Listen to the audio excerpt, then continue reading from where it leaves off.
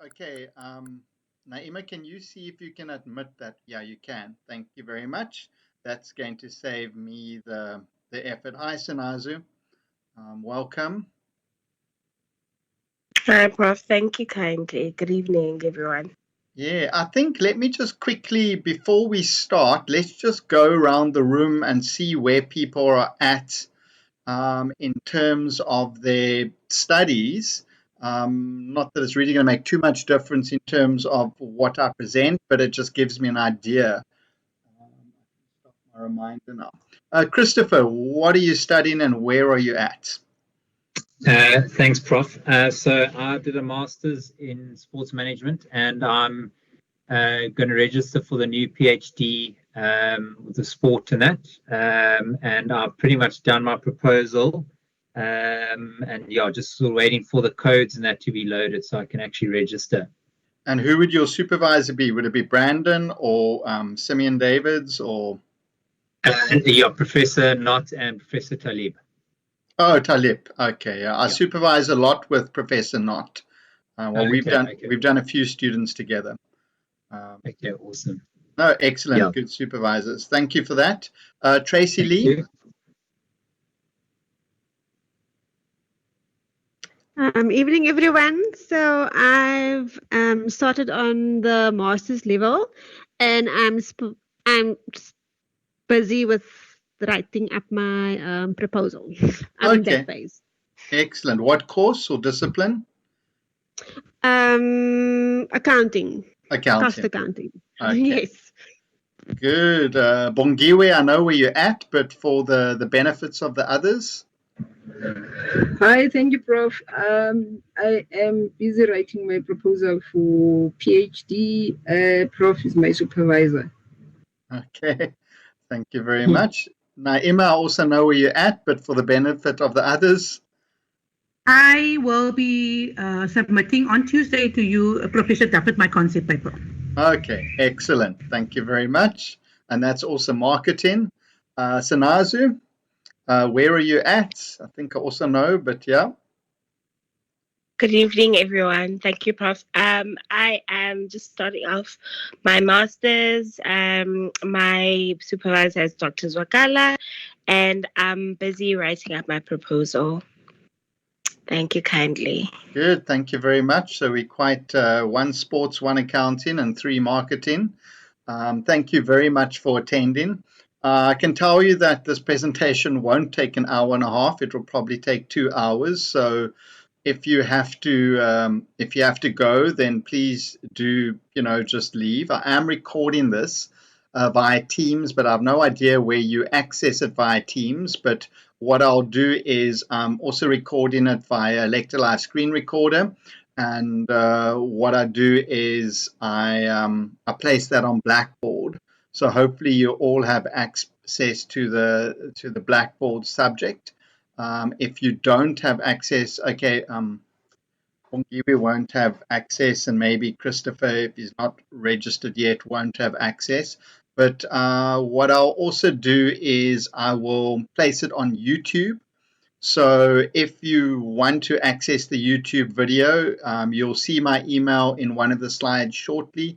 You can just write down my email, and then you can send me an email afterwards and just say, please send me the YouTube link. That is, if you don't have access to the Blackboard subject, I will place it on YouTube, and then if you just email me, I will send you the link and you can watch it on YouTube.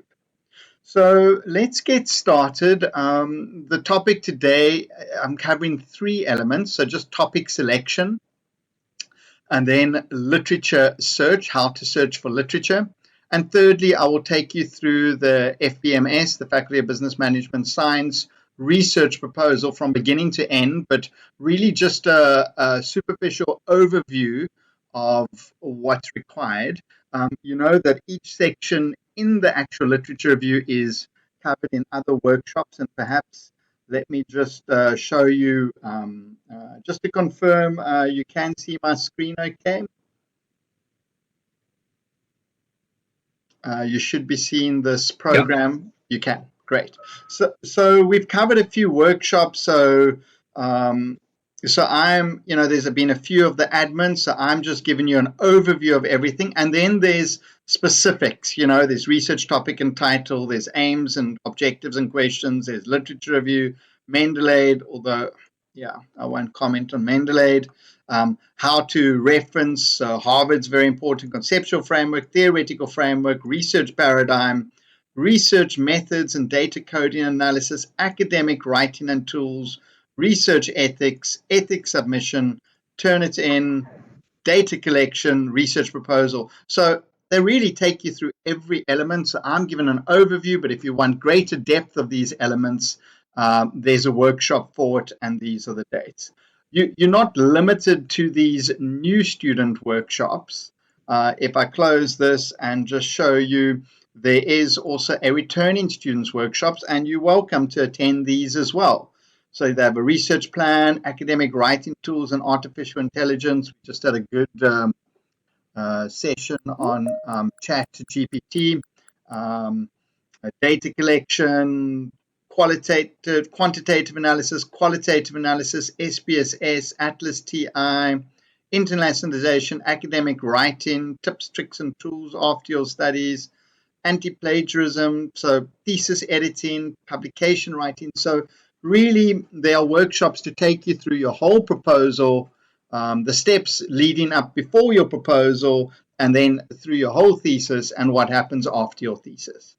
So there are a lot of workshops, so please take advantage of these workshops.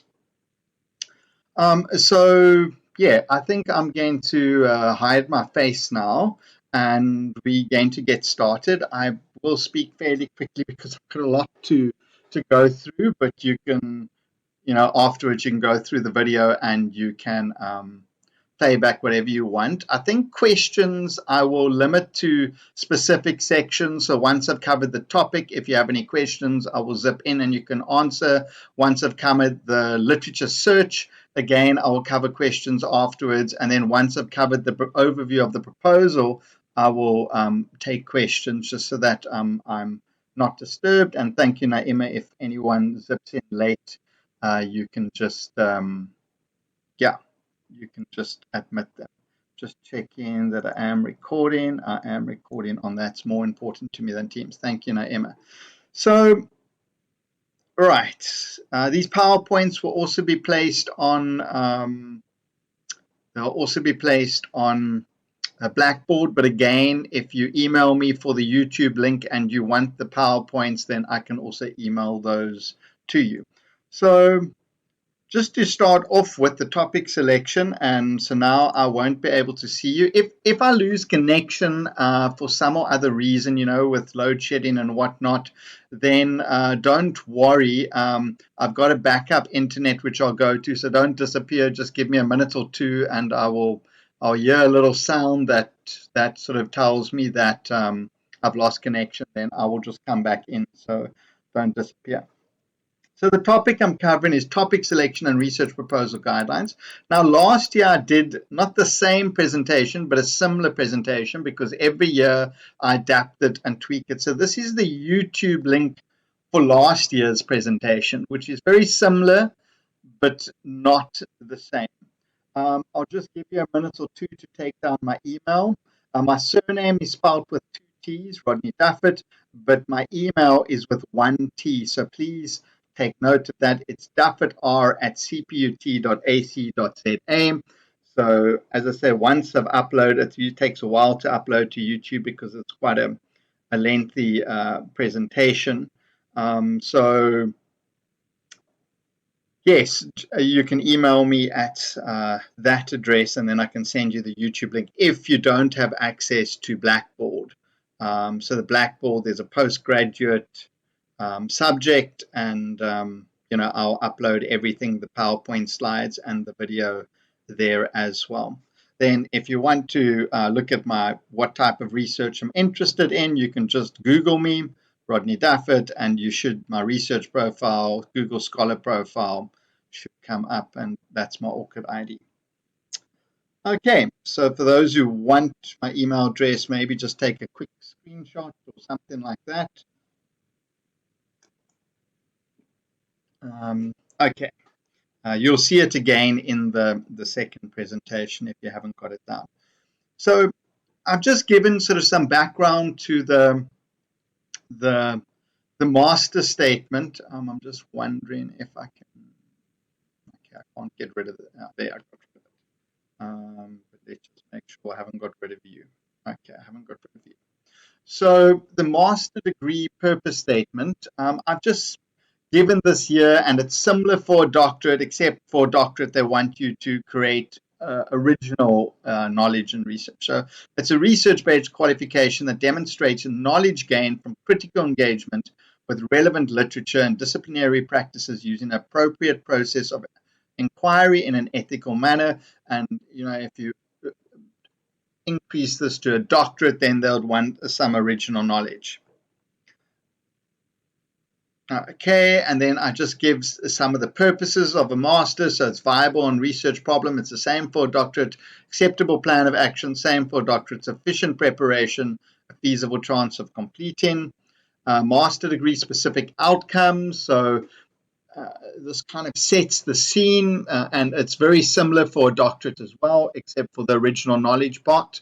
And contribution to knowledge. So the select and research an appropriate topic. So we're going to have a look at that on a theoretical practical problem that's relevant to the discipline of study that will result in some form of theoretical practical contribution to knowledge. Whereas in a doctorate, it would be the creation of new knowledge. Select and use research methods, techniques, and procedures that are available to the discipline of a study correctly according to the design that is apt for the indicated research. Critically review and analyze relevant literature. So I'm going to show you how to search for literature to identify trends and issues and relevant to your research study. And then collect, analyze, interpret, and present empirical data using appropriate instruments and applicable theories. So usually it's some type of data collection, but not in all circumstances. You could be just analyzing existing literature, but commonly, people are gathering some type of data and present the research for the relevant research community according to the appropriate academic writing conventions. So at CPUT, we pretty much got a fixed, or Faculty of Business has a fixed proposal structure that they want. And then also for the thesis, there's, it's a pretty similar process, not that I would be dealing with that tonight. Conduct research in an independent and ethical manner. So ethical manner, this chat GPT, you can do a lot of search, and I actually tested this chat GPT and I searched for articles and, said summarize the top articles on this topic. And it's good to give you background information, but don't fall in the trap of thinking that you can copy that information into your thesis and proposals, because I did that. And then I submitted it to Turnitin. And Turnitin has a new button called Artificial Intelligence. And it picked up all the text as artificially intelligent written. So use that as a tool, but don't use it to think it's going to write your research for you. So just take note of that. Research Masters Framework. So again, it is similar to the doctorate, except for the contribution or the establishment of new knowledge. Is select and research an appropriate topic. Understand the theoretical practical problem. Select and implement apt methodology. Set out the results logically. Arrive at logical conclusions. Make recommendations for the improvement or elimination of the problem. Results in some form of theoretical practical contribution or implications to knowledge, and from a doctorate viewpoint, it would be the creation of new knowledge. Although a lot of master theses also create new knowledge. So now we come to the topic. And this is the first part of the theory of the presentation. The initial bit was just to give you some background. So to find a suitable topic is to read, and then read some more, obviously in the area that you are broadly interested in. Read popular press articles for trends, so newspapers, magazines, blog, websites. So in the marketing industry, a very good website for us to subscribe to get the weekly newsletter is Biz Community. And Biz Community gives us all the latest marketing, customer relationship management, even retail, digital, social media, all the different mediums, newspapers, magazines. It gives us all the latest marketing trends. And if you monitor that over a specific period of time, you will notice certain trends and certain hot topics. But just because it's popular now, as you'll see later, you don't just choose a topic that could be a fad, could be a problem now for 1 year, and then into your second and third year of your study, suddenly this topic has disappeared, like some new game or something like that. So be very careful. And yeah, I will give you an example of that later. Also read academic work as well. So it's no use just reading popular press stuff or content. You need to read academic work. So journal articles are number one, but textbooks and master and doctorate and even bachelor theses can give you a good background information as to potential topics. You can also refer to SARBINet, which we'll get to later, as current completed research, which should have a list of all the current theses that are being done, so you can check if your thesis on SARBINet has been done before. Obviously, you don't want to do a topic in South Africa that has been previously done. You can do a topic that's been previously done in another country because South Africa is a whole different context. So that's something else to consider. You may find a couple of journal articles that research a similar topic in Europe, in America, in Australasia or other countries, Asia. And then you could replicate or merge a couple of studies to create your study in South Africa, which would then obviously add new information from an African developing country context. And discuss possible research interest areas. Obviously, it's important to discuss with academics, colleagues, students, mentors, whoever, and bounce ideas off them. Then, now, these are very important questions to really assess the feasibility and viability of your research topic. So, is the topic relevant to your discipline? So, in my instance, it would be marketing. Will the topic keep you interested for 2 to 5 years? So for doctorate, I think if you're studying part-time, you get 6 years. If you're studying your master's part-time, you get 4 years. If you're full-time, you get 3 years for a master's, and you get 4 years for a doctorate full-time. Will the topic still be relevant in 5 years' time? So this is where you've got to be careful not to choose a fad. So I had a lot of students submitting COVID-19 related concept papers this year, which they developed when they were doing their PG DIP, their postgraduate diploma in marketing. And they developed that 1 or 2 years ago. Now they're submitting the same topic now. It's too late. I mean, COVID is still around, but what they are wanting to research, it's too late. You can't, you just couldn't do that topic now. There are certain COVID topics that you could do still, but the topics that they were doing, it's happened. So you see, you've got, the time to start a COVID topic was 2020. 2020, you started that and you finished your research in 2 years, perfect. But now kind of the horse has bolted. Also, you get these like games like Candy Crush or all these, games that are fads for a year or two, and then you start your research, and by the time you're done, that game's gone and it's disappeared. The same could be with the social medium. Like my doctorate, when I started my doctorate, the biggest social medium platform in South Africa was Mixit. And it was bigger, it was twice as big as Facebook at that time. And so I decided to select the two largest social media platforms. The biggest international one was Facebook, and the biggest local one was Mixit. And just as I finished my doctorate, Mixit was no more. So I just made it in time. So you got to be careful, as I say, what you select. Have you identified a suitable research gap on which you can justify your research topic? Now, I'm not going to go into what research gaps are here, but I will go into that into the research proposal. Will you be able to get permission to conduct your primary research? Just say you want to go and conduct research at the Waterfront, V&A Waterfront, Bongiri will tell you they will not give you permission to conduct your research there.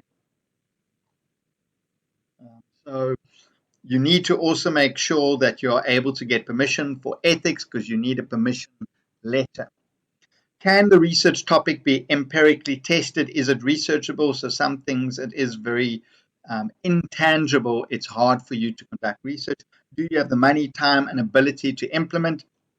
Bearing in mind, if you're doing a doctorate part-time, you could be busy with this for 6 years.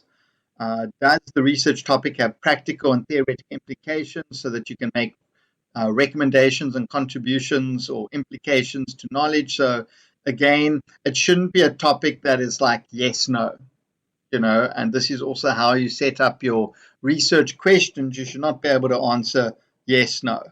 There should be implications for industry, for companies, that would be your practical, and theoretical implications, some implications for theoretical models, which we'll also cover later in the proposal. Is the topic significant enough to warrant research? So what? Who cares? So yeah, will people be interested in this? And the final question is, will the opportunity be missed if the research is not conducted? So I've just factors to consider in the title, and I've just given you an example of one of my master students' titles. So in a title, you need to consider the following components. So your theoretical model or framework, or the endpoint, the dependent variable, should ideally feature in your title. So he used the technological acceptance model and the source credibility model, which is closely affiliated to the source attractiveness model. His broad theme was social media marketing communications. His specific topic was social media influences. The particular industry, well, in his case, he was just mainly going to look at students, or he was going to use snowball sampling. So he was going to start off with university students as the sample, the industry. The target group, so he looked at a specific cohort, Generation Z. So those are your people sort of born between some people say 95, some people say 97 to 2012. The context, he was going to look at Cape Town. So his title, for example, could be the influence of social media influencers on intention to purchase amongst Generation Z in Cape Town. So intention to purchase actually comes from these two models. That would be the dependent variable, and you'll see that later in the presentation. So consider these factors. Other factors to consider: the title generally ranges between 12 to 15 words, reflect important independent, dependent, and locational variables. So he said Cape Town, he said Generation Z, he said intention to purchase. Do not use a present participle in your title, so not investigating or analyzing. You can't use ing words in your title. Also avoid meaningless words such as an analysis of, the investigation of, a study of, the exploration of. Generally, that's what research does. So if at all possible, try not to include them, although sometimes you just have to. But try not to. Add the context. So where will the study be conducted? What will be the units of analysis? So in this instance, it would be consumers, so Generation Z consumers and Cape Town. So you could have said Generation Z consumers. Refer to the electronic thesis and dissertation repository, and I'll show you that soon, where to find that in the next section. So on the CPT library website and SARBinet's current completed research, because that contains a list of all the topics that were done at CPUT and across South Africa on SARBinet's current completed research. And then journal articles. So every journal article you found and every thesis you found has a title. So they serve as examples of possible titles. Right. So that's the title, or the title selection. I'm not going to go into the proposal now. I'm first going to go into the library research before I go into the research proposal. But I thought I would just check in with you. Hey, Robin, good to have you. Are there any questions on your topic selection? Any questions, or are you happy? Okay.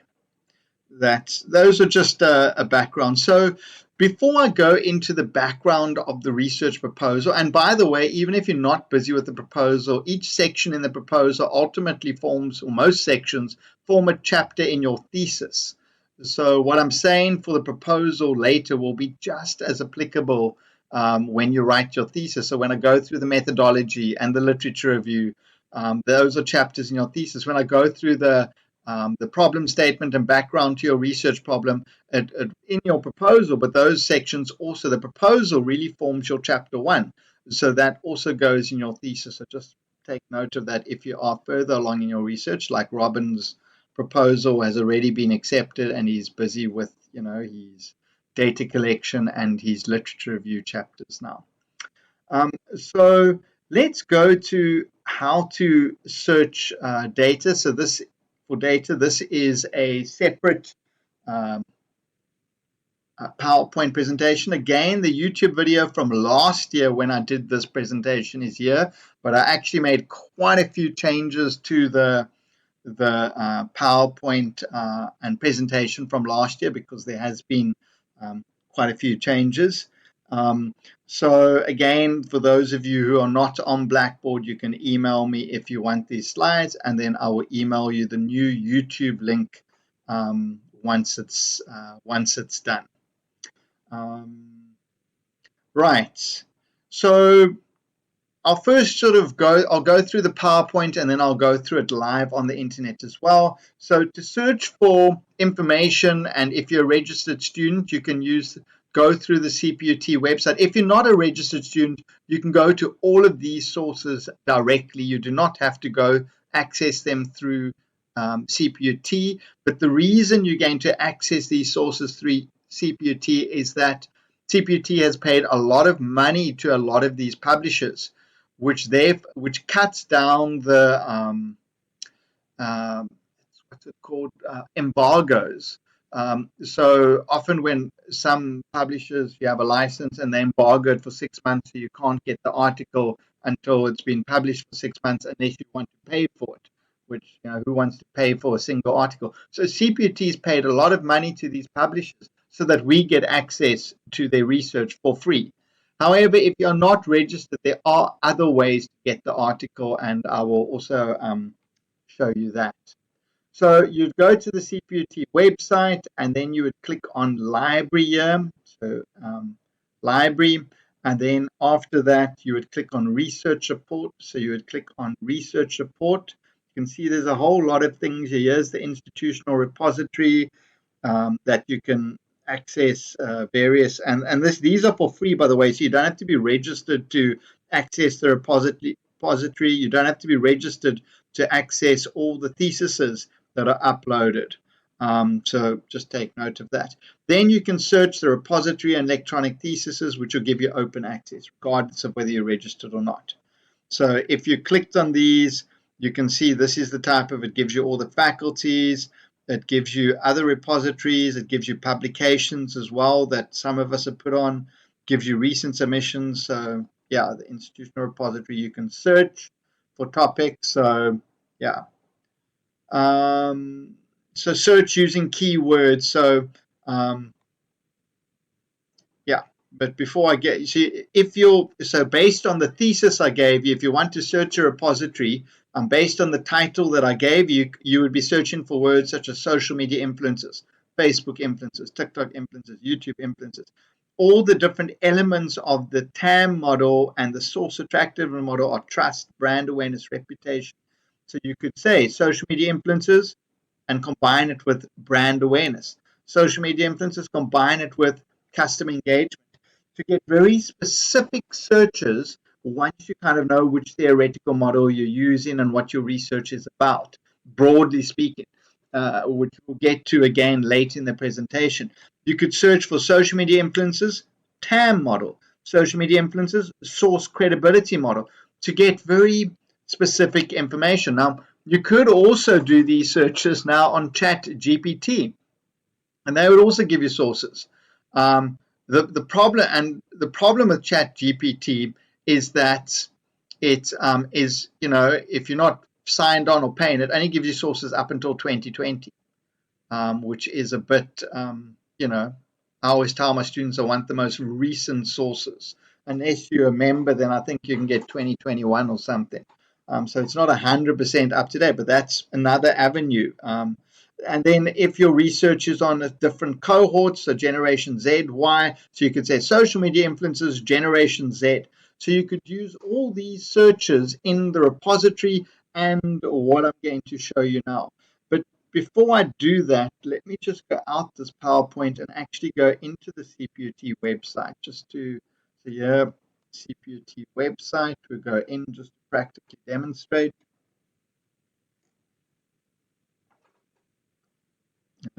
I'm just taking its sweet time to go in. Okay, and then you'd go to library.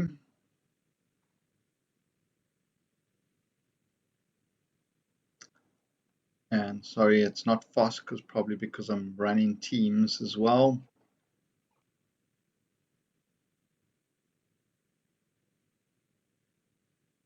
And then you see here you can access the databases, but just to show you research support. And now you can access the institutional repository, electronic theses, Mendeley, eSangas, where we upload the data management tool you need for when you submit to ethics. There's also a whole lot of other useful things, where to publish, open access, the DHET listers, Mendeley guide, the official CPUT referencing guide. So do yourself a favor and go to the library and explore these different sources. But what I want to show you is where to access the databases. And if I click databases and I just click A, here you can see it's got a list of all these journals, or publishers at least. Here's the current completed research I was showing you for Mendeley, which says South African research projects from all the South African universities and technikons. So this is a good place to see what research has been done in your topic. Dissertations and theses are international theses. Emerald's a favorite of mine. So just remember, so if you click research report, you click databases, it lists these. So if I go back to the presentation, just to backtrack a bit. So these keywords now you can use to search the databases, which I've showed you now. So you'd click databases just to illustrate, and then scroll down. My favorites are Emerald, Science Direct, Google Scholar, SARBInet Reference, SAE Publications, Dissertations and Theses, Current Completed Research, WorldCat Dissertations. So Emerald's international, Scientific, Science Direct, Elsevier, it's international. Google Scholar is, it gives you good sources and it gives you bad sources. SARBInet Reference is good for South African sources, and part of SARBInet Reference is SAE Publications, which is good for local sources. Dissertations and Theses is international. Current completed research is also part of SARBInet, and that's where, as I said, you can get our theses. WorldCat is international, and there's many more. So here's the different databases. So if you clicked on Academic Search Premier, then you'd have to click Open Database. Then you'd have to log in if you want to access it through CPT. But you could access Academic Premier just via Google. So you don't have to go through CPT. But if you are a registered student, then you would go through CPT because maybe it would give you access to some more articles. But you're not limited to that. Click Open Database, yeah, and then you could search. And I always click Advanced Search, which I'll show you demonstrate. And then just to show you current completed research, if you clicked on it, this is what it looks like. And again, you've got an option for Advanced Search where you can click combinations of words or a phrase, and I will show you that in a moment. Yeah, if you click SARBInet again, you can search for the exact phrases in this. Here's Emerald, and again, it's got an advanced search function. This is what ProQuest looks like. Science Direct looks like. Google Scholar. Google Scholar does not have an advanced search, so that's a disadvantage to it. But it has access to a broad range of articles. Sarbinet, this is what it looks like. Again, you can do an advanced search. So yeah, I say use the advanced search function, specifically search in the title of the database or in the abstract or in the keywords and per year. And I'll practically demonstrate this in a moment. So here, if I go to Science Direct, it says here in advanced search, it says I can search in the abstract or keywords and I can type a phrase. And the longer the phrase, the more specific the research search, and I can search specific years as well, which is what I do. So let's go into some of these databases. So let's go into, let's say, Emerald. So if I click on Emerald and I click Open Database, and it's going to want me to log in, but as I say, you don't have, you can access Emerald directly through Google. And if I go in, and then I click Advanced Search, and so then I don't want to search in all fields. I want to search in the abstract. Title's a bit too specific, and say I want to search social media influencers South Africa, and I want research from 2015 to 2023, and I click search. Is there anything? And there's no results. It was too specific. So we go back to the advanced search and we say, let's just say Generation Z. So we're taking keywords out my title and I click search. And here you can see that we have 6 results. Exploring ethical, and you see the PDF is available here. The PDF is available. Antecedents of Generation Z, PDFs available. All of this research is available. So there's 6 articles published, on that topic. Oh, this one says view access, so I don't have access. Let's just see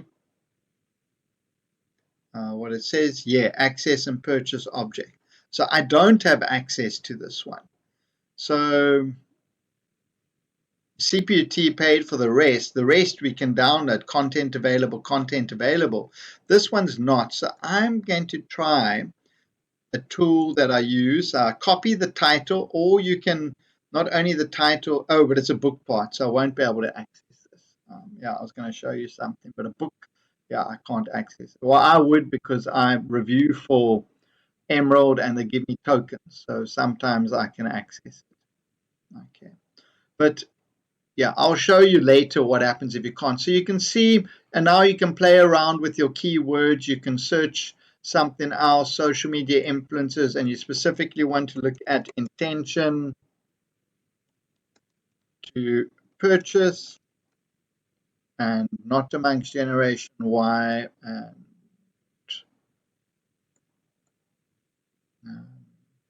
actually, maybe I should just go back to the advanced search, because I want to search in the abstract. So let me just go back one step to go one step further.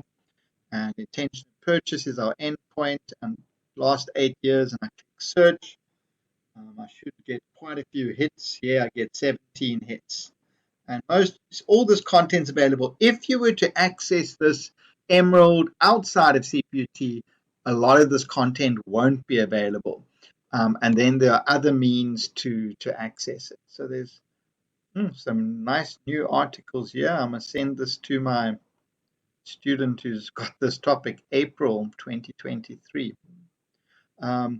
So, lots of different articles that you can access. So going back to the literature review, so these were the keywords mostly related to the title and the theoretical models that you can use to search in the database. Okay, that's someone dropping. Okay. So let's go back to this. So I've showed you how to do a search. Other tips is, say, for example, you're looking for articles, you can go to Google Scholar or type in Google and type the word PDF. So if I type social media influencers, the search will give me some results. And all these articles here are journal articles that I can access. So if I just go back to this not topic selection, I get the literature review and go back and type in social media influencer.pdf in Google, is another way to find information. So if I go here and I just type that and enter, then you see it gives me this article PDF. All these articles on ResearchGate are articles that I can find, effectiveness of influencer versus. So that's another way to get information or journal articles quickly. So also, and I could put a year here, 2023 or 2021 as well to make it more specific. So just using Google is another way to get to. You may not get the best quality through Google. Again, if I went through Google Scholar, so just type Google Scholar, and we type Google Scholar, and I typed social media influencers is too broad really, because if I search for that, you get millions of results. Then I could say since 2023. And here you can see that here's antecedents of social media influencers on customer purchase intention. 2023, Elsevier, 20 social media and junk food. So I'm getting a lot of art, and they're available. PDF. Not all of them are available. This one is not. IGI, you can never get these ready sources. MDP, this one is Springer, is not available. I'll leave this open. So yeah, this one's not available, but sometimes if you click on the link, Springer often lets you download it. But okay, let's go back to this presentation now. Not that one, this one. So that's another way to find information. So I've covered that. Google Scholar is also good for the reference list, by the way. So if you copy an article title into Google search function, click on the cite button, and it will give you sort of most of the information necessary for Harvard. Sometimes it doesn't show you the volume and issue number, so then you actually need to click on the hyperlink and I'll show you. Sometimes the missing information is not shown, then you need to click actually on the title, which will take you to the journal's website. It's especially important to double check all journal sources which do not have a volume or issue number upon completion of assignments or theses to see if these have subsequently allocated. So often you find a lot of journal articles in 2023 don't have a volume or issue number, but in 2 years' time, when you're ready to submit your thesis, you need to go back to all of those sources and see if subsequently they haven't received the issue and volume number. And then often the publication year changes from 2023 to 2024 because that's when it gets the volume or issue number. So a lot of sources are published online early. So what I'm talking about is, say, for example, we are going to use this article, antecedents, and we download this article. Now we want to cite it. If I click cite, here you go. It gives me the authors, the year, it gives me the title, it gives me the volume, the issue, and the page numbers.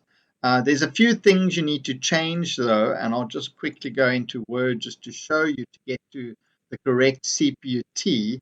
So if I just make this a bit larger so you can see. So at CPUT, you want to use an AND for this journal article. Everything else is correct, and that's all fine, volume issue, but we don't use PP, we use colon. And then that's, there's your reference. When it comes to journal conference proceedings, then it's a bit more complicated. It's not as simple. But again, let's just click conference.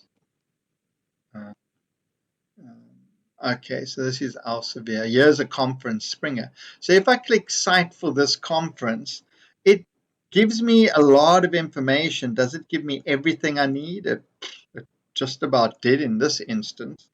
So you can't, for a conference, if I click that cite, it's paper, you would need to change this and, oh yes, we don't want a comma here either. So January, we don't want the date here. January doesn't come here. in this conference proceedings, and it's also missing the editor. So yeah, so it's missing the editors here. So we need that information. It gives you the title of the proceedings and what it's about. So that would go in italics. Volume, we don't need to. The date was January, so we need the date, but it's also missing where the conference took place, and the country, and it's got the publisher, and it's Sham, and it's got who published it, so that would move here just to show you to get the correct, and that would be a colon for the conference proceedings. It's January 2022 was when the conference took place, so you need to put that there, but it's missing the country, the city it took place, it's missing the editors. So you see, it's given you most of the information in this instance for this reference for you to include it in your thesis as a reference. So to get this missing information, you actually click on this hyperlink, and it should give you some more information. So it's given you everything, but here you see now it's given you the conference, for January, but it's given you the actual book or conference proceedings. So if I click on that, here it gives me the editors, and here it gives me it's Springer. It does not tell me where the conference is, but here it gives me the editors. So these are the information for the editors that we had put in. What we are missing is where did this conference take place? So let's click on this link. Proceedings, does it give me any more information as to where it is? Table of contents. So you would have to look a bit more for this information.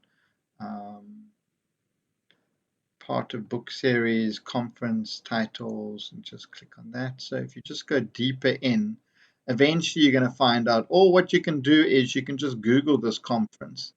At the end of the day, if you can't find it, you just Google it and then, place it in Google, and often you get lucky. We just say this location,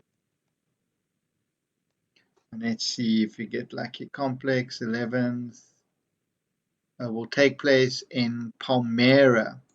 So, okay, so where is Palmyra? So we've got that. And so we go Palmyra, location, Italy. So you've got all the missing information then you need for this reference. You know that this is Palmyra, Italy, and there's a comma, and we've got publishers, and the editors we found, and then your reference is done.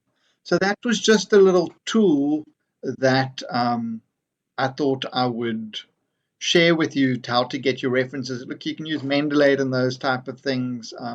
I advise my students not to. I had one student that used it this year, and it created more problems than good, but there are advantages. So yes, Google Scholar, let's go back. Yes, I've showed you this.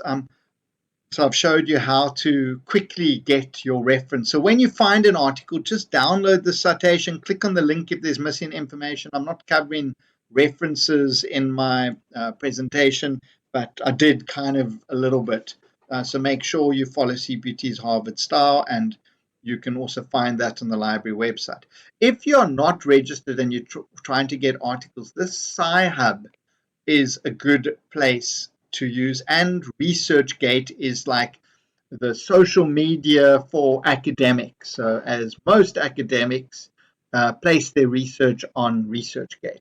Sometimes it's not public available, but then you can request. So do yourself a favor as a student, register on ResearchGate, and it will give you access to a lot of journal articles that you sometimes can't otherwise get access to. And often for my students, when I do a search for them, I go to ResearchGate if it's there and I request, and most of the time the author will send you the full article you can get. So Research is Gate, Sci-Hub is Gate, and what I'll probably need to add to this is ChatGPT. maybe another way to get content from articles that you couldn't get. The only problem is that it's only up to date till 2020, and usually that we're able to get. It's usually the most recent journal articles we can't. So this Sci-Hub is good for articles you can't get, and I will just demonstrate this. So if I just close some of these tabs, close that, and right, close that. So Sci-Hub, I've even got a shortcut on my, so it looks quite dodgy, looks very, dodgy, that's all I can say. But say, for example, this article I can't get, social media influencer marketing, the model role of materialism. I'd copy and paste the title, or if I click on the actual article here, the DOI, and the DOI number, just to show you, is this number here. It's a unique identification number. So specifically, they would just want that from the 10 onwards. You could just copy that in. But usually if you copy and paste the title in, you go paste and you click open. Oh, it didn't have access to that article, unfortunately. It doesn't always have access. Let's try the DOI. Sometimes that can work. Paste, open. Nope, doesn't have access. So it doesn't work all the time, but let's just try another one. So CPUT gives you access to this, but not, let's try this one. Say you didn't have access to this one. We go in here, click paste, click open. Oh, I'm having very bad success rate, but usually you can get a lot of articles from it. Let's rather just go to Google Scholar and just pick something from there. And let's go in here and let's just do a search. I just want to illustrate this. It does work a lot. Social media influencer. Okay, so here's a Wiley article. So let's just see, say you didn't have access here, and we go copy. And let's see if I have success here. Usually I have good success, but not tonight. Paste, open. And there you go. It gives you the article. You see, so it doesn't always work, but it's another way. The Sci-Hub link is, I've got many articles. It may not give you the latest version of the article. It just gets it wherever it can get it from. So for the references, I would go to Google Scholar to get the latest reference, and then click on the actual article to get the information. But it gives you actually the full reference and even the DOI. So we'll close that. And we don't need that open. So let's go back to the presentation. So that's, so I've just showed you, you paste it in and then it gives you the article.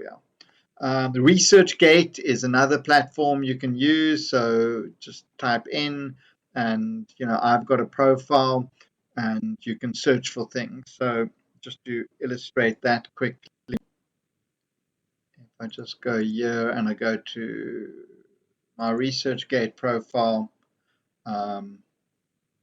then you have an option to search for maybe social media influencers, and we do a search in research, and here it gives you 2023 articles, all different articles as well.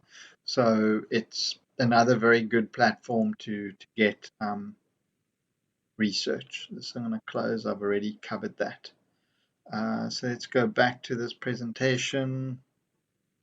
Difficult to access articles, just Google it. So that's what I do. So if I've gone to all the different platforms and I can't get it, I just Google it, and sometimes you just find it somewhere it's uploaded, or it usually takes me to ResearchGate, and then I just go in and then I request it. If they haven't uploaded for public consumption, then it has a function where you can request the research, and most of the time they send it. If you're unregistered, as I say, CPT's repository is free, Sci-Hub, ResearchGate's free. Go to the publisher website, Use Google Scholar. Often Google Scholar gives you access, but it's better to access Google Scholar through the CPUT website because you'll get greater access to a number of articles, but you can, just like I did, access it independently. Also use Google and add PDF, and then lastly, you can just Google it. Also, don't forget about popular press articles. So from a marketing viewpoint, Biz Community, eMarketer, Member, and our good sources, News 24 Hour, Harvard Business Magazine, Financial Mail, Marketing Ad Focus, and your industry specific Wikipedia. Look, I don't anything with pedia at the end. I don't want cited, but it's good just to get background information.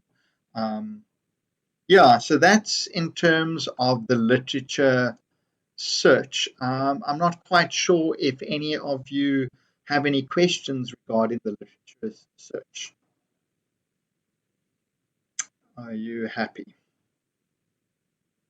Okay, hopefully that's given you a few. All good, Prof. Yeah, go ahead, Bongiwe.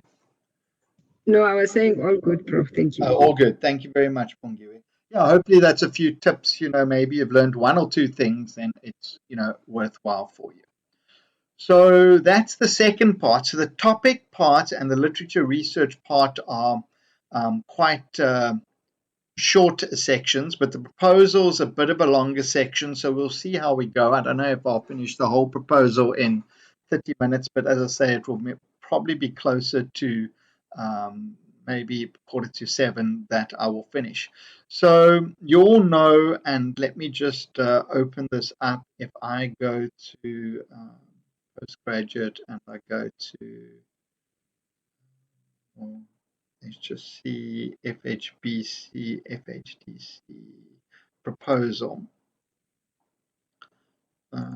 So you'll know this proposal template. This is what CPUT uses, your qualification. And so we have these different sections: introduction, problem statement, rationale, aim and objective, research questions, hypothesis, underpinning and conceptual framework, literature review, definition of different concepts. This is the methodology part. Demarcations or delimitations, research methods, limitations, research plan, outline, reference list, and the summary. And this summary, by the way, will be changed to 250 words. Don't do 300 anymore, because when you submit your work up on HD Digital, they want 250. So for ethics, they don't mind, but for HDC Digital, they actually want 250. So we, in our last FHDC meeting, I brought this up. And so I'm going to take you through these different headings and give you some background information on it. You should all have this proposal template through whoever you're working through. Yeah. Okay. So don't save. And don't save.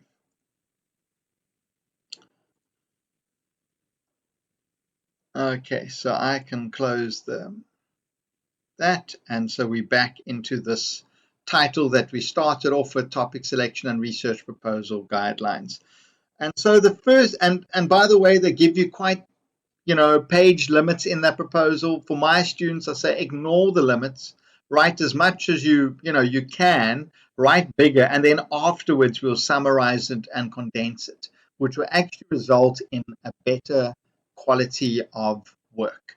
Now remember, each section in this proposal is going to be covered in a separate workshop, in its entirety. So this is really just an overview of each section, but I try and give as much information as I can to help you. So what is the introduction? Well, another name for the introduction is the background to the research problem. Okay, it lays the groundwork by citing the origin of the problem. So where does this problem originate? It provides an overview or background information of all of the different research variables, especially those in your title.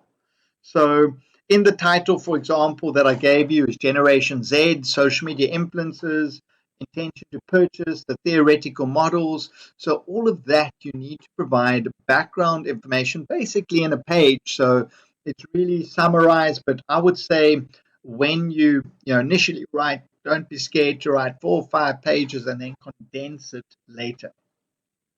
It locates the context of the problem. It clarifies the area of concern, so whatever needs to justify the research. It indicates why this problem is researchable. So all of this, what I'm saying is you're going to get from other sources, and I will explain a bit later where you get this information. It indicates why it's a researchable problem, and does the preliminary data and resources support its feasibility. So what do you need to include? So this background information, I would, on social media influencers, I would firstly start off, in South Africa, how fast social media is growing and that different marketing communication tools are available, and I'd give some stats as to how many people are using different platforms, how much commerce is spent on it. I would give a little intro into Generation Z. So who is Generation Z? How much they spend? How many people are located in the country? So yeah, I'd speak a bit about students as well. So I'd first just provide background information, just generic information. Then you move into specific sections. So the first paragraph or two will be just painting the picture of where your research is located amongst who it is. Then you need to now go deeper and start looking at a specific section. So why is this topic important in the discipline, in the country, in the globe? So how I would start off the next paragraph is I would do which I've showed you, do a comprehensive search on all the different library platforms and find all the information I can on social media influencers relating to my topic, on intention to purchase, the technological acceptance model, the source credibility model in both South Africa and across the world. And then I would say that there's a number of international studies overseas, and this is broadly the different topics they cover. And I would in-text reference 20, journal articles, recent journal articles. I would say, however, there is limited research in South Africa on this topic. Although some studies, and then I would list the 5 or whatever studies are found in South Africa and say they dealt with these, and I would in-text reference it. So this first little section here, you could have 30 sources in-text reference just showing what research is available and broadly what it is about, which therefore, sort of starts to, paint a picture that there's not much research on this topic in South Africa. Then the second point is, if using the social media influencers, I would find just general popular press article that's showing how fast it's growing, how much people are spending on social media influencers, how big the biggest social media influencers are, how many companies are using it. I would provide that type of information just to show the importance that it's worth billions of dollars each year around the world.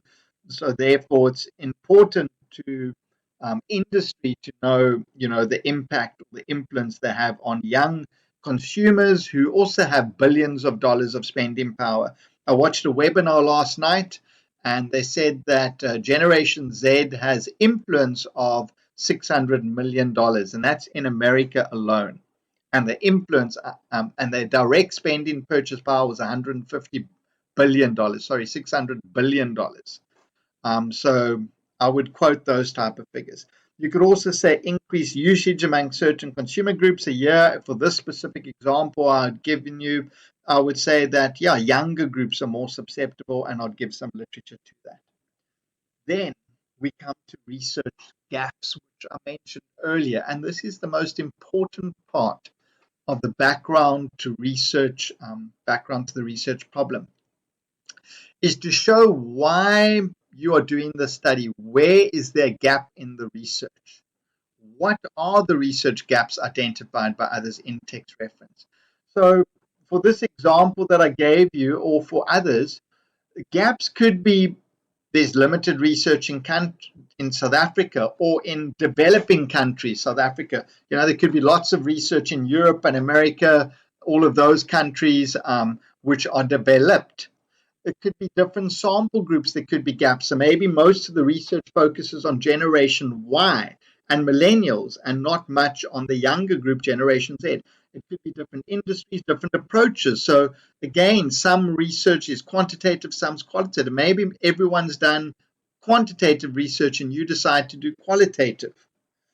Larger sample sizes or more representative samples. So in many instances, people do just use students as their sample, which is not representative of the general population. So that's a gap. If you see a lot of studies have used students, you could say as a gap, the following studies use student samples, whereas we are going to use both students and people, in the community, and use different platforms. So you could see there's a lot of topic broadly on social media, but you could decide, okay, we're going to make our topic more specific, and you couldn't say, oh, there's a lot being done on social media influencers, but we're going to do TikTok influencers. So that's a pretty new platform, which is massive amongst Generation Z.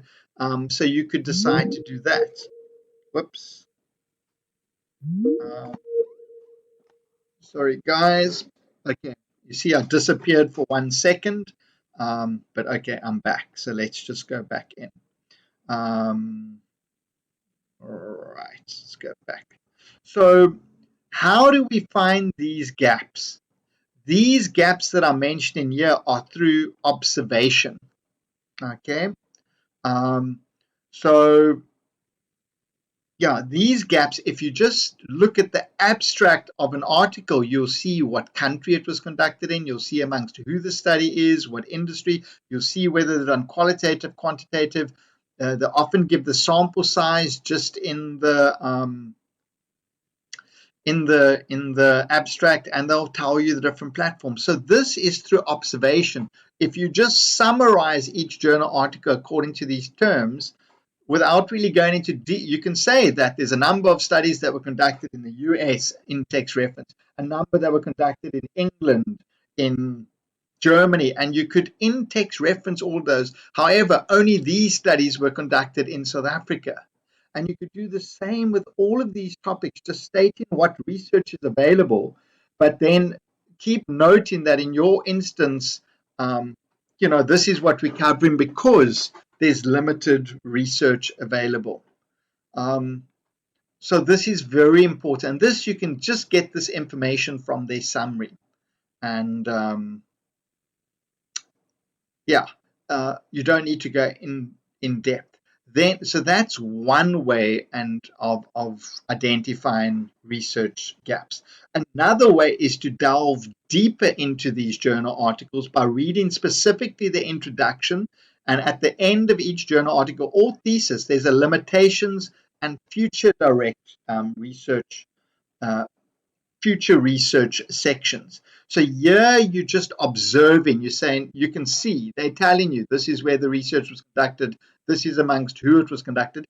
Here now you're looking at these same type of elements, but specifically in the limitations, they could say, okay, well, this research was conducted in a developing country, however, there's a need for research in other countries. So now this is different from the mandate. Here you've just seen, oh, it was conducted in this country. Here they are mandating or specifically stating that there is more research needed on this topic in other countries. So you can say in your background to your research problem and in even your problem statement, you can say such and such said that specifically that there is a need for more research in other countries, or such and such said that there's a need to investigate different cultural groups, or there's a need to investigate different cohorts, or a limitation of the study, they could say, was only students. So then you could say that the following studies mentioned that their limitation was only students, but in our case, or this study or current study, will investigate students and people in industry. So just take notice of the difference between these two gaps. These gaps you just get by seeing where the study was conducted, amongst who it was conducted, how many people. This mandate you specifically in the introduction or limitations, they state these are limitations, but future research should cover it. You just need to find a few of those, few journal articles, that say that, and then your study is warranted. So that's very, very, very important. And usually, yeah, every thesis also provides a chapter 1, which includes all of this type of information. And then lastly, you'd end off the background to the research problem with a statement that sort of gives the main aim of your study and how it would address the research gaps. And this section, you could have 40 to 50 sources easily. Some of my students that are just submitting their theses have hundreds of sources in their thesis, but in the specific proposal, you're limited to sort of a page to a page and a half. So, if you could easily have 40, 50 sources referenced here, covering all these gaps. So this is what I want my students to do. So, yeah. Then the problem statement follows on, is the second section on the proposal, and it describes exactly what the problem is, and it summarizes the purpose of the research. So, yeah, reflects what the problem is, the context of where the problem exists, in society, theoretical, practical problem. What is the extent or magnitude of the problem? Why is the problem important? Have others investigated? It identifies the gaps. So very important here. I just want to move on. Yes, okay.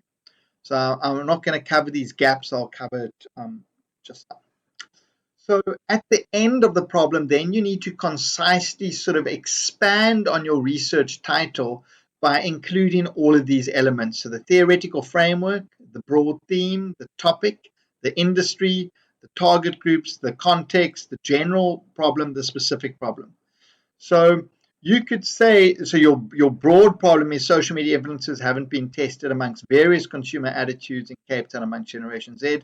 The specific problem is, what is the attitudinal influence towards Generation Z? So you could say at the end of your problem statement, which I'm kind of going to give you the end before I give you what else you can put in it, is you could say that this study utilizes a technological acceptance and source credibility model to broadly consider to investigate a form of social media marketing communications, namely, or viz, social media influences, specifically amongst university students and industry. The cohort is known as Generation Z, and are born between whatever, or age between 18 and 25 in Cape Town. And specifically, the study will consider the intention to purchase, attitude, influence, or social media influences among Generation Z cohort. So that's kind of how you would end off, and would be your problem statement. So here you would kind of give background information. It's very similar to your background, to your research, but yeah, just how to find information. I've already mentioned this, the different communities, textbooks, theses, etc., etc. However, you also discuss the research gaps here. So you also read the introduction limitations. So in the background to the research problem, when you're discussing these gaps, you don't go into detail.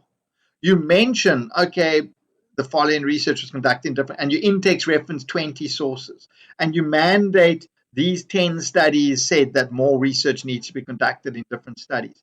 But in the background to the research problem here, fully discuss the research gaps. So here you can discuss the individual gaps in more detail. So you don't just list them. Now you specifically give a couple of lines on from each article that is identifying or mandating there's a need for more research. So take notice of that difference. The background, you can use more multiple in-text references, whereas the problem statement, you can zone in on specific articles that identify research gaps, and then thereafterwards you end off with this problem statement. The rationale and significance, and I've also often let my students include the expected outcomes. So this, again, you could take a lot of information from your background to the research problem and just write it up differently. but really you need to indicate what the significance of the research is, why it's important, and so what, in what way will it make an original contribution? What you wouldn't know yet. So you could say this study seeks to, add to, the knowledge in terms of intention to purchase amongst young consumers who have big buying powers, purchasing power. So it's important to, company and industries. And it would also add knowledge from a new context or viewpoint in terms of the technological acceptance model and the source credibility model, by applying it to social media influencers. Identify who might benefit, so academic, companies. Does the research contribute to the body of knowledge? So I've just discussed that. Will the proposed research promote further investigation? So you could say that this research could be replicated in other countries amongst different target groups, and so forth. Include the expected outcomes. So what do you hope to find? And what are the expected outcomes, results, and contributions do you wish to achieve? A new theory, a new model, a revised model. So you can really be talking about these things. Yeah. Now, the aims and objectives, this is very important. So it's very important that your research title links directly to your aims and objectives, which links directly to your research questions. So, and I'm going to give you some examples here. So this clarifies the aims and objectives and envisaged goals of the research in terms of the problem. The aim is a broad statement of what your problem attempts to achieve or contribute, or what it is meant to accomplish.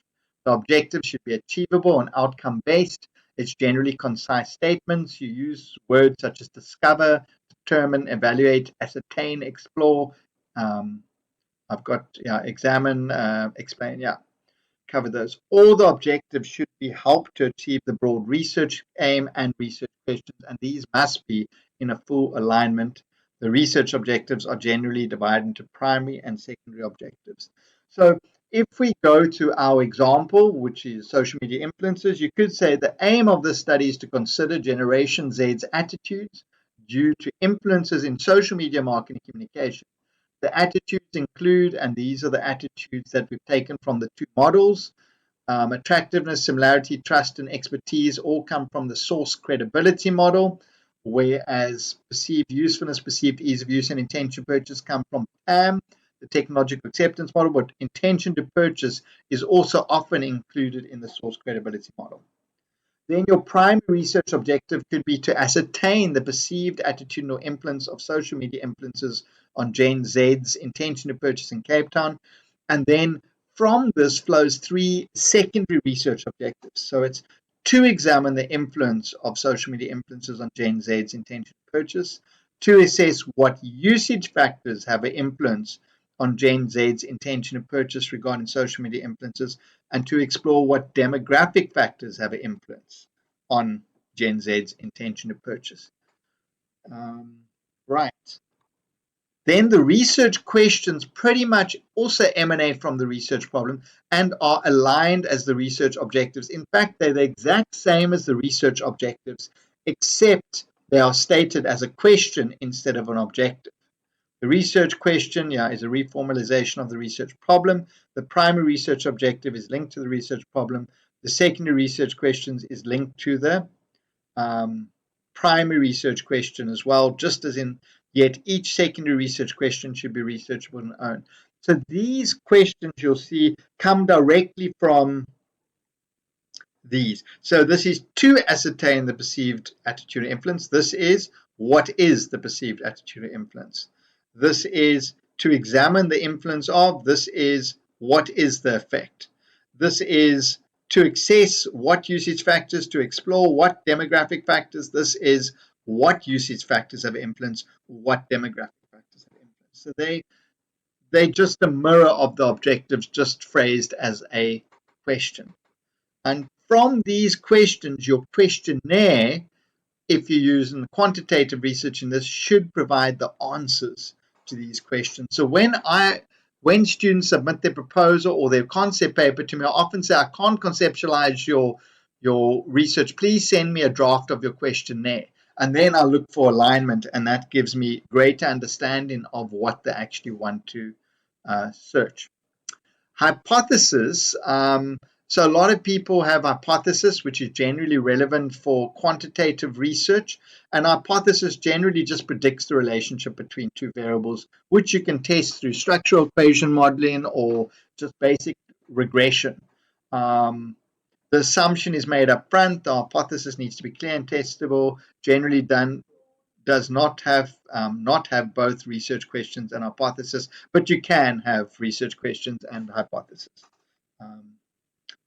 So examples from this example, so attractiveness has a positive influence on perceived usefulness. Similarity has a positive influence on perceived usefulness. And so you just see it's just a statement between two different constructs or variables. And these variables came from the two theoretical models that we're using. So it's very important that there's full alignment between the research title, the introduction and background to the research problem, the problem statement, the problem objectives, the research objectives, and the research questions. Refer to the illustrative. So they must be all in alignment, and that's why I've given you an example to show you how the title lined up, at least with the objectives, the questions, and the hypothesis.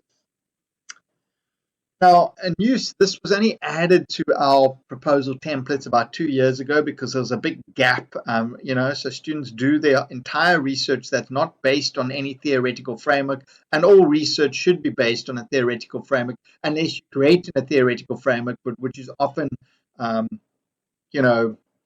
developed or derived from some other theory. So theoretical framework, conceptual underpinning is very important. So a theoretical framework is basically explains a framework that is time-tested theories. It frames the study by identifying the key theories and concepts that underpin the study. It considers prior research of the phenomenon under investigation. Or stated differently, the theoretical framework provides background information that must emanate from a theoretical model in the field of study.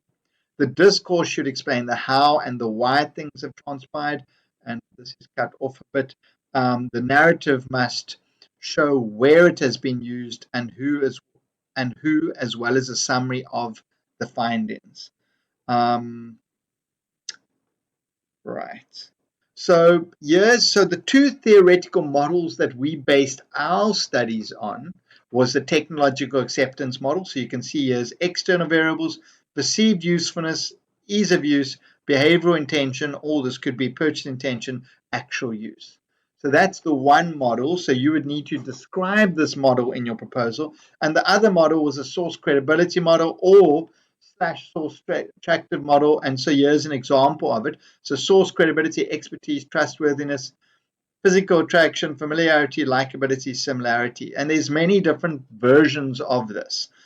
So these are the two models that this example was based on. So then in your write-up or in your thesis, you would give, and in your proposal, you would say what the technological model is about. You would then discuss all social media, marketing communication, and social media influencer research that also use this model. You would need to discuss this here. Again, with the source credibility model, you describe what are the variables and then other social media influencer research on it. And then the actual attitudes that you are using, you don't have to use all of these attitudes.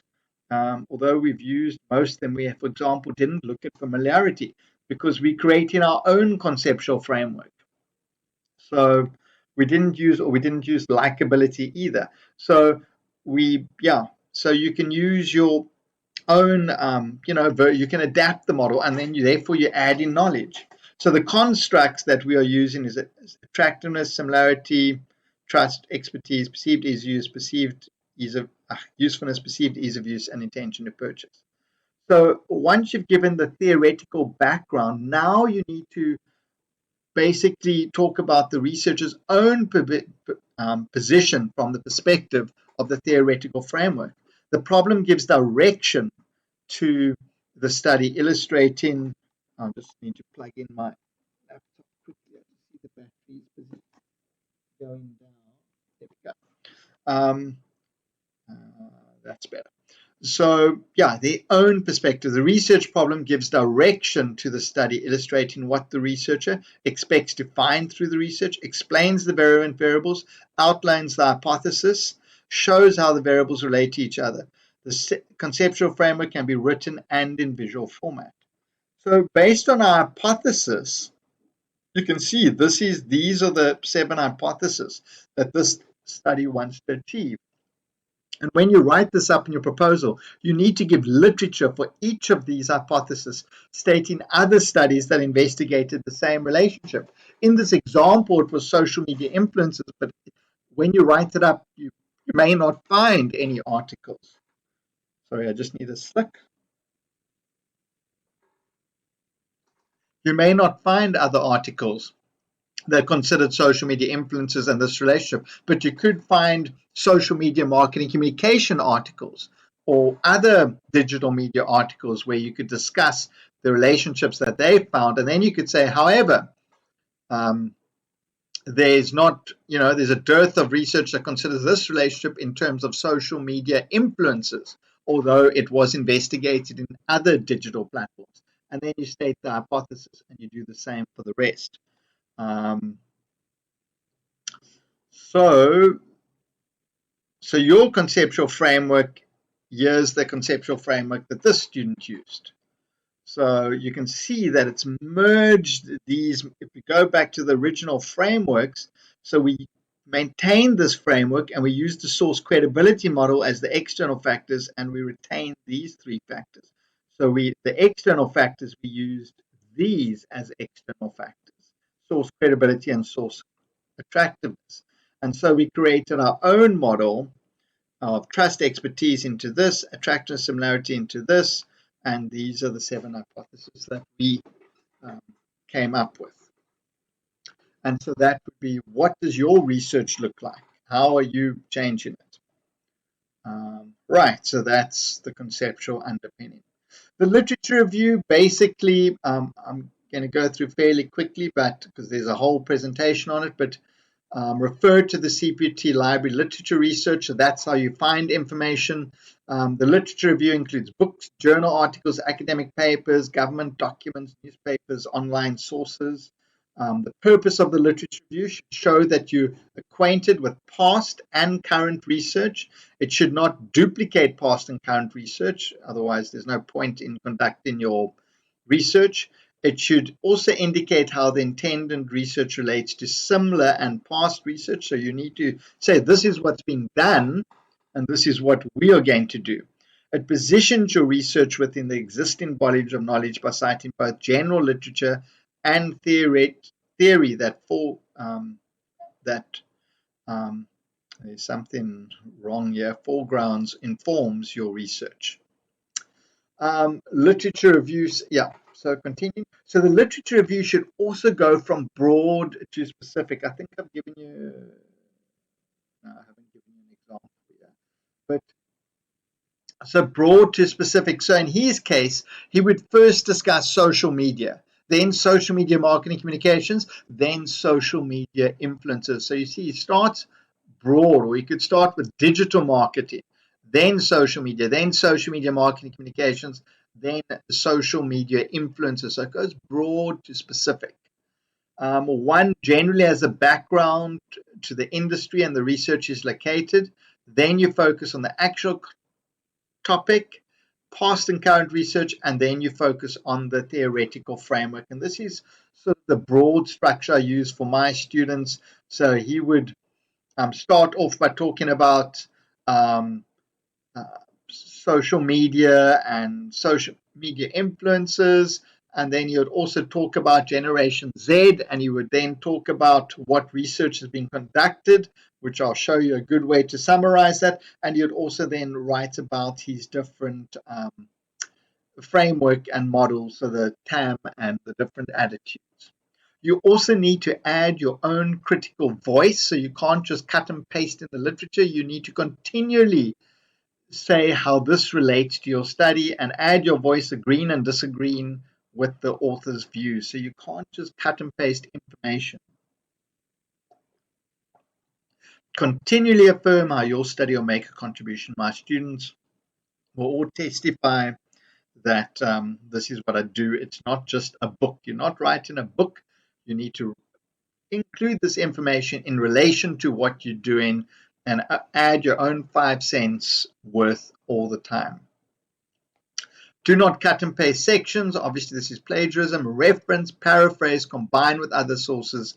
Add your own voice. Be sure to in-text reference everything.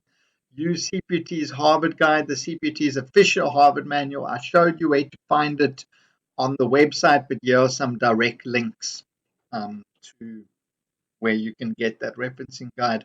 My students just use the quick guide to Harvard, which is an abbreviated version. Consult sources that are mainly 5 years or younger, except for foundational articles. I give my students the following rule of thumb: 2 recent sources within the last 5 years for every 1 older source. So they can have 100 sources in the last 5 years, then 50 sources can be older, because then at least it gives the appearance of your research being recent. Some tips: reflect on information from past studies that have been carried out in addressing and state of the problem. What conclusions did they reach? Has the literature review been examined in order to provide the background information and its formation? What are the gaps in literature? Does the literature review provide an adequate theoretical framework? Have you reviewed the literature just as a perfunctory or mechanical task with no contribution or advancement? That's when you people just cut and paste literature and they don't align it to their study. Does the literature review correspond with the aims and objectives? So a good thing, or what I tell students to do, is before they start writing the literature review, even before they start with their background to the research problem or problem statement or research objectives, is I often do a search for them, or if they do a search, is I find them 40, 50 journal articles and I say, so, or in your case, search, read, summarize, and paraphrase each thesis, article, survey, or whatever. And I say, if you summarize 2 articles a day, you can have 60 in 1 month. So the first step is to summarize before you start writing and to know what that research is about. So be sure to include the following information in it, because this can be used as research gaps. So when I ask my students to summarize the articles, I say just broadly, and you'll notice how this relates to the background to the research problem, is where is the study conducted? Because you see, you can use it as a gap. Was it quantitative or qualitative, in-depth interviews or focus groups? How did they collect the data? How many respondents? Who were the respondents? And it's cut off a little piece here. Include the reference list below the table of contents. Let's go back in. So each article you summarize, in-text reference it correctly and write it up in the reference list as it would appear in your proposal and as it will appear in your thesis. So here I just show how I ask my students a journal article summary. So here I'd say list the authors and years, pick 2021, give the main aim of the study in relation to what you're investigating, provide the methodology. So Germany, quantitative meta-analysis, who the respondents, 90%, generation Z and Y. So you see, this can be used in your research gaps later. The main findings are asked them. So what are the findings that relate to your study? Summarize it. And then limitations and research gaps, because you can use this in your background to your research problem statement. So what did they say were the research gaps? So the research was conducted in a developed country in Europe, cross-analysis. So one of your objectives is to conduct cross-tabulation with the demographic factors in terms of intention to purchase. And here they've just listed demographic factors that didn't do cross-analysis. So that's a gap. So in your background, your research problem, you can say a number of studies listed demographic factors of young consumers. And you can in-text reference 20 studies, but none of these studies conducted cross-tabulation with intention to purchase, which is an objective of this study. So that's a massive gap that you've shown. So you can already, by reading their introduction and reading their limitation sections, extract the limitations that are relevant to your research and write it up in the summary so that when you do your background to your research problem and problem statement, you have it. And here's a second article, and you'd place this in chronological order, and if they're in the same year, alphabetical. And then here you can see is another summary. And then you, at the bottom, you could list the references.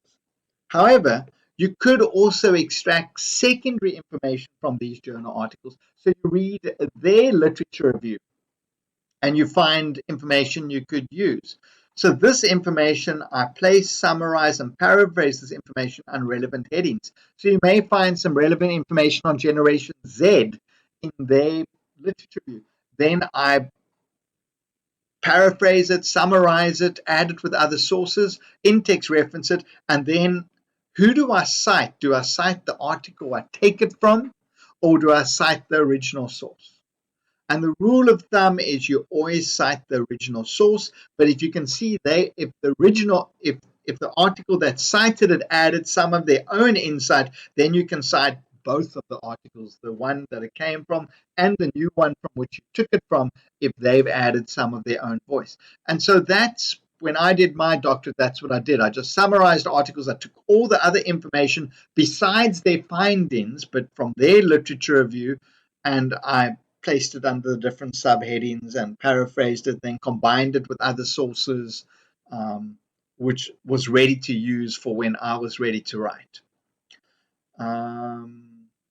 Yeah. In the final thesis, a much more complete and extensive reference list is needed, and so obviously you need many pages of references, and CPUT referred to my how to look for information from the literature search PowerPoint. Then there's a section called definition of key. Rodney, Yes, go ahead. Tracy has a question. Yeah, go ahead. Thank you, Prof. It's just a random question. I know I heard somewhere from a PhD graduate that they used over like 500 references for their PhD. Yes. What would the list of references look like for masters? Just more or less roughly. For my master students, it looks no different to a PhD student. Okay. My students will reference, because I do searches for my students as well. So, there is no number. Okay. You need to reference as much as you are able to, to provide the background information and to justify your research.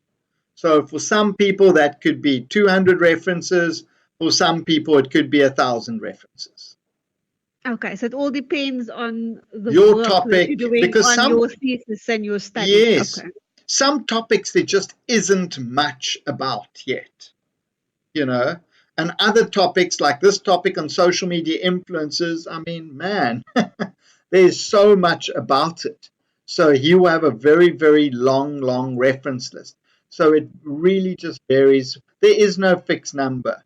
But if you had 100 references, in your thesis, then I would begin to worry, I think you should have a bit more than that. I've never counted how many references people use, but there is no number. So just make sure you have enough, and make sure when you submit your thesis that, a lot of people, I'll get to this later actually. I won't open it. But yeah, thank you, Naima. Let's carry on. Thanks, Prof. Good. Definition of key concepts. So in the proposal, you need to list, clarify, and define the key concepts. Consider key variables. So all the main variables in your research title, your research questions, and your hypothesis, you should provide a little definition of them and reference each key concept. You could also include a list of abbreviations with acronyms at the same time. That's more applicable in a thesis.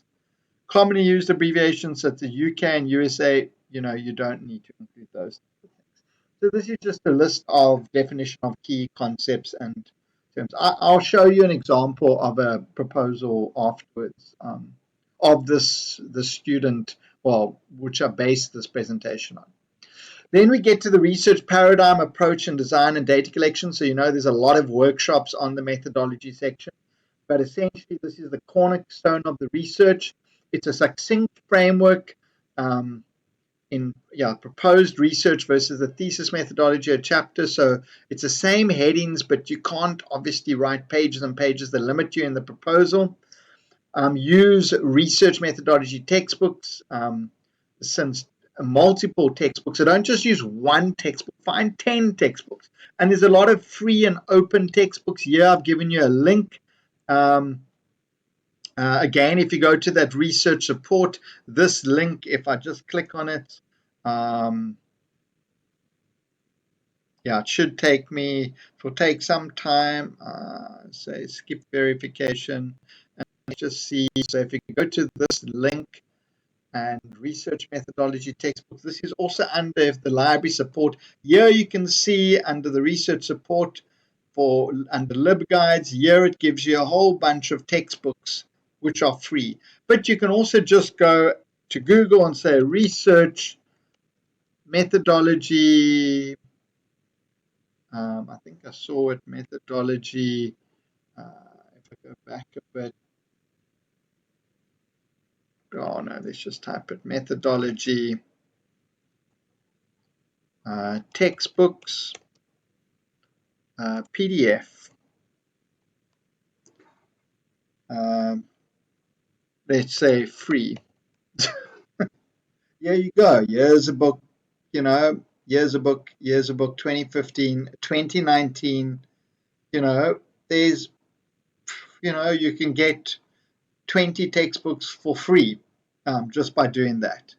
And then here's other, I like this battered cherry is very good. They're a bit older, but you can get recent, so you can say free 2022. Here's ones to buy, but here's a 2019 one. So, you can try your luck.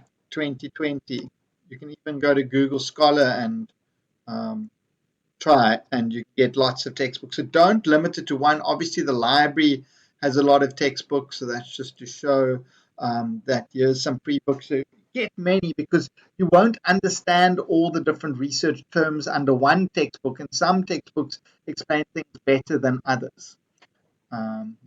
Provide a brief theoretical explanation of each research element. That's what I ask my students. Practically apply this to your study and justify the selection. So that's what I ask them to do. So you're going to use this paradigm. So don't explain all 20 paradigms, just explain the one you're using. Then you practice. In your thesis, some people get carried away and they write a whole research methodology textbook in their methodology chapter. Obviously, your supervisors may tell you different things, but from my perspective, I get the students to just summarize a theoretical explanation of the element they're using, apply it. So this is what the element is, this is how the study will use it, and this is why we're using it. Don't include every research element, every paradigm, design, approach, and sampling. Only include those relevant to your study. So let's have a look at the different elements just in brief. I will be done by 7, as I thought I would take 2 hours, and I will.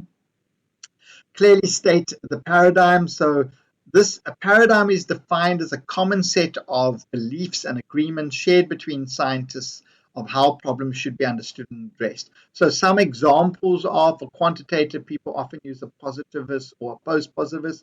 For qualitative, they use critical realism, interpretivist, positivist. There's different sources. Justify and motivate why you've selected this paradigm. There's a good article. I'm just getting sidetracked. If I just quickly go to my master students and I click Hayden. Just want to show you something. This was at the ICMBD conference. Hayden, this is a very good source. So here at the sustainability, the International Conference of Management Dynamics I think it was, which one was it? This is the CPUT one, 2021. And okay, I've just included this year. If you search for the social sciences, this specific article, search for this, see if you can find a chapter 5, Hayden and Steenkamp. Let's make this a bit bigger. Really wrote a good way of method of all the different elements of social sciences. So the knowledge base, inquiry, philosophies, logic, strategy, time horizon, tactics, data collection. So they've summarized all of this, you know, the different routes you could follow, the sample design, measurement, and data manipulation. So this is a good table just to where you can see, okay, I'm going to do this paradigm, this is my logic, this is my strategy, this is my tactic, this is the collection I'm going to use. And then they've also got this research onion that shows the same thing, the knowledge base, ontology, sociology, etc., nature of inquiry, philosophy, and then they give more information about all of this. So this is a good resource if you, so I send this to my students. So I'm sure if you search for this, you'll find it on ResearchGate, Chapter 5, the Social Sciences Research Methodology Framework and its Application During COVID-19. If you search for this specific thing, it really also provides a good overview. So I just thought I would show that to you. Back to the paradigm. So yeah, common beliefs, I've given you some examples, and then you would need to justify why are you selecting the positivist or the post-positivist or whatever the case may be. And then you get the research approach. So usually it flows from the paradigm. Usually it's a qualitative research or quantitative research you conduct. It can be deductive or inductive. So deductive, usually positivist paradigm moves from general to specific. So you're trying to prove a hypothesis, usually associated with quantitative, or you get inductive reasoning. So usually interpretivist paradigm moves from specific to general, usually to develop a new model or explore something associated with qualitative research. So each of these terms you'd need to define and apply to your study. Research design follows different methods, so e.g. descriptive versus cross-sectional. You can look at that, that book chapter I showed you. Generally quantitative and a do question, whereas exploratory or observational case study research generally qualitative and a why question. Clearly state and justify which design you're using and why you're using it, and apply it to your study. Sampling, so who is the research population from where the units will be drawn? So in this study, it will be students in Cape Town initially. It could be people in a community, a suburb, a work organization. So collectively, the study units constitute the population. So all the possible people that could be included in your study is the research population. And who from the research population will be selected? So e.g. in this case, the sample frame from where people are selected could be CPUT students. The sample unit includes the most basic elements to be sampled. So these people must be exposed to social media influencers. They could be at CPUT, but if they're not exposed to social media influencers, then you're not interested in them.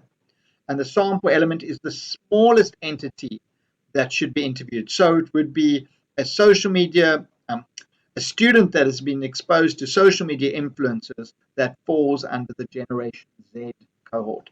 So explain each term and apply it to your study. Sampling method and size. So there's different probability sampling techniques, such as simple, random, systematic, stratified, multi-stage. It's not really commonly used it's very expensive to apply probability. Most of our students generally use non-probability techniques such as convenience, quota, purposive, snowball. So watch for workshops that cover this later, where they'll give you more details. But basically, you'll need to say which technique or techniques you're using and then justify why you're using it. If you're doing quantitative research, you need at least 30 respondents per subcategory. So if you've got a question with 5 possible responses, it means that you need at least 30 people to give a response to each one of those. So therefore, you need at least 150 questionnaires. If you've got a question with 10 respondents and you need 30 per subcategory, then you need to do 300 respondents. So that's just a general rule of thumb, and there are other rules of thumb. However, for my students, a minimum of 384, but most of my students end up doing about 1,000. I really get them to do a lot of, some of them a bit less, but the more they can do, the clearer the picture comes. Also got to do with your questionnaire. So for most people, though, as long as you do about 400 respondents, it should be good. Obviously, if you're interviewing businesses and things quantitatively, then to get that number would be absolutely crazy. But for individuals, particularly like students and that, you can get big samples quite easily. Google Forms and passing things on and using WhatsApp and all different means to distribute it. Even my advanced diploma students do 300 respondents. So yeah, you can easily get big numbers depending on who you survey. And I'd say more is better than less, but sometimes depending on your topic, it's not possible to get big quantitative numbers. Qualitative, generally 12 to 20 is acceptable. Usually you're interviewing small businesses, or you just consider the concept of saturation. So always just say that, after 13 respondents, no new information was given. And also make sure you justify it. So if you're only doing 12 to 20 respondents, find other studies that are related to yours that also use qualitative research and cite them and say, this study looked at 10 respondents, this study looked at 15 respondents, this study looked at so many respondents, hence our study used so many respondents. So that just provides justification. People get very funny in qualitative research, so you need to justify it. Data collection, so explain what instruments you're using. So quantitative could be group administered questionnaires, or just face-to-face surveys, telephone, email, etc. You can use Google Scholar to distribute these. Qualitative could be documents or literature. It could be websites you look at. Observation, interviews could be in-depth, semi-structured, or focus groups. Again, what information was used in development of these research instruments? So you can't just make up a questionnaire, and you can't just make up an interview guide.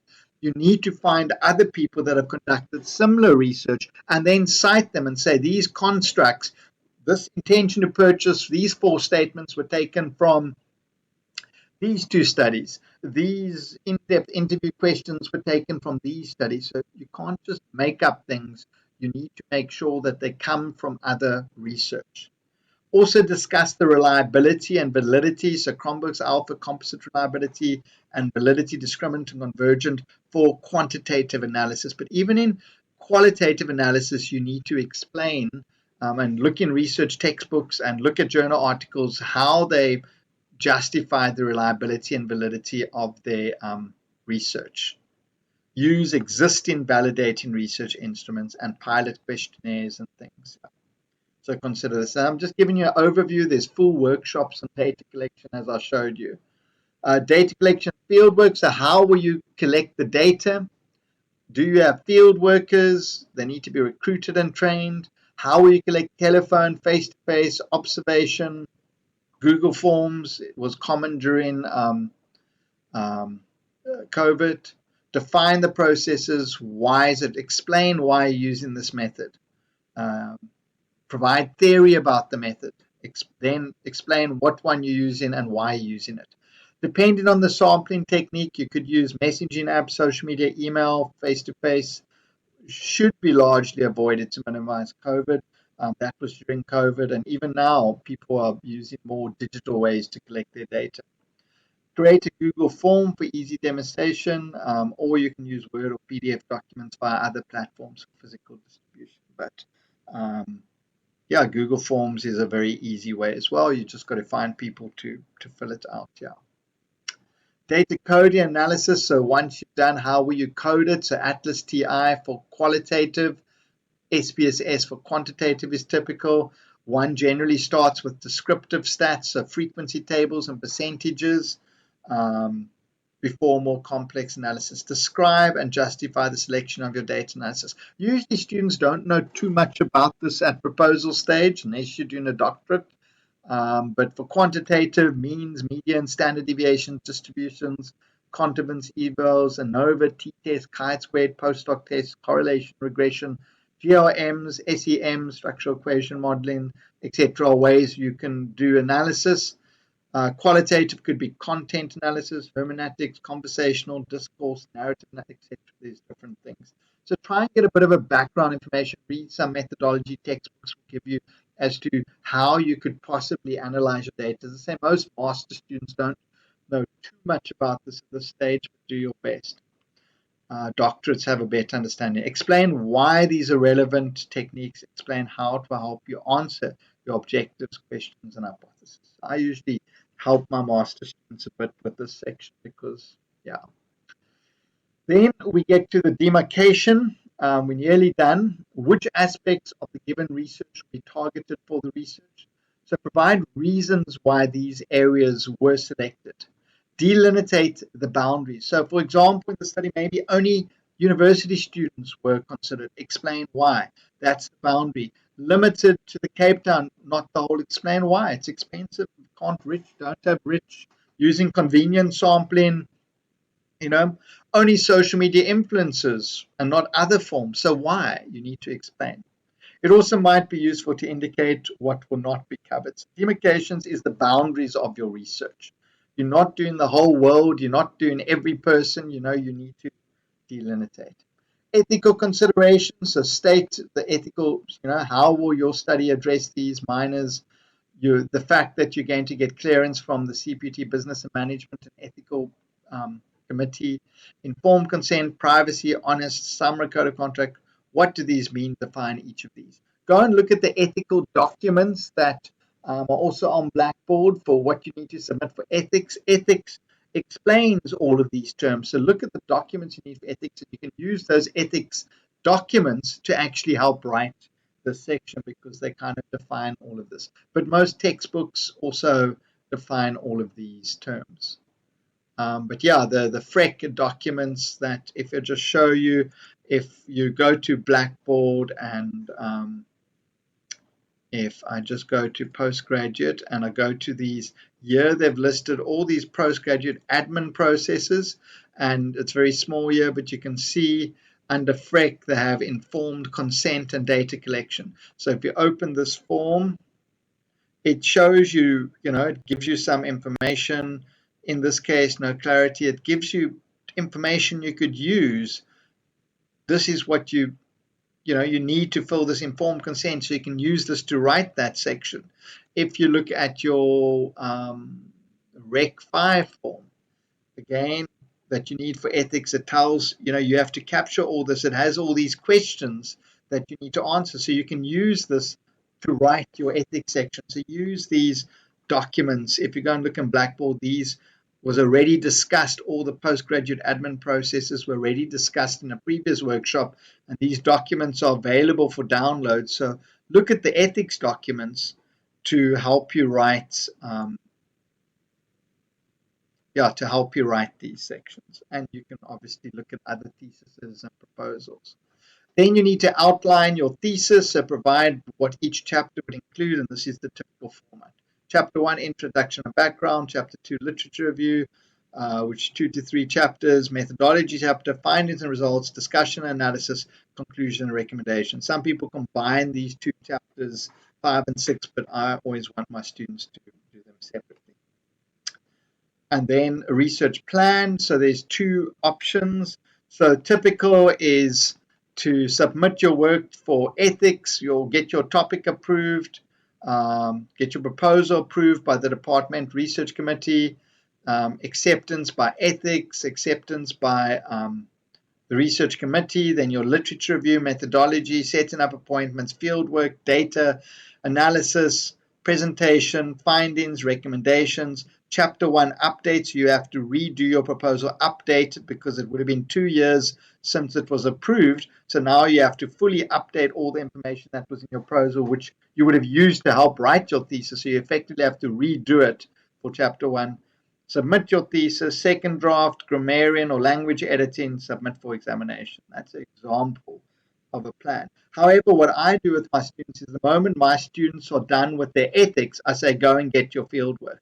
And while you're busy with your field work, you can be writing your literature review and methodology chapters, so that once we know what you found, then you know better what to include in your literature if you already know your results. and then we follow the normal statement. So for my students, I do it a bit differently. The moment they've got ethics, get your data. Once you know what you found, it gives you greater understanding of what you need in your literature methodology. Hence, for my students' proposal, I make them do a much bigger research proposal that has a much bigger literature review and methodology section. It's because they're going to do their field work early. And that's just a different way of doing it.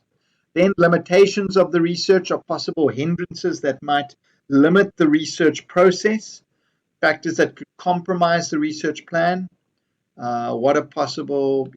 So there could be methodological coverage, generalization or generalizability limitations that risk the credibility of your research. Most journal articles have a limitation section. So if you read those sections, your study would generally have similar limitations. So here I've given examples of limitations for the social media influence. So the research study was conducted in a developing country, and has not broadly investigated. Oh, so the limitation is that the research study was conducted in a developing country and has been not broadly looked at different cohorts. Or another limitation, a quantitative study was used. So cross-section was used, but it didn't use longitudinal study, and qualitative would give greater depth of information. Your cross-analysis of demographic factors such as age and gender would provide useful information.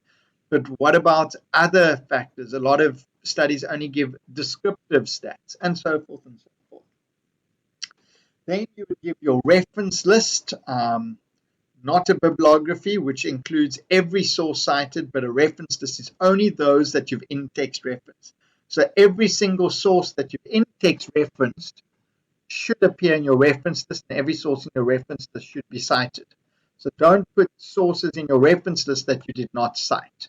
That's a bibliography, and we don't do a bibliography. The reference list must be alphabetical. Use the CPUT's official Harvard to reference in, and here are the links and other links, or it's the same link. Et al. Is no longer in italics, and I previously did a presentation on referencing. You can watch the YouTube video via some links. It was a bit of an older video, but it gives you the basics. And then you need to include a summary.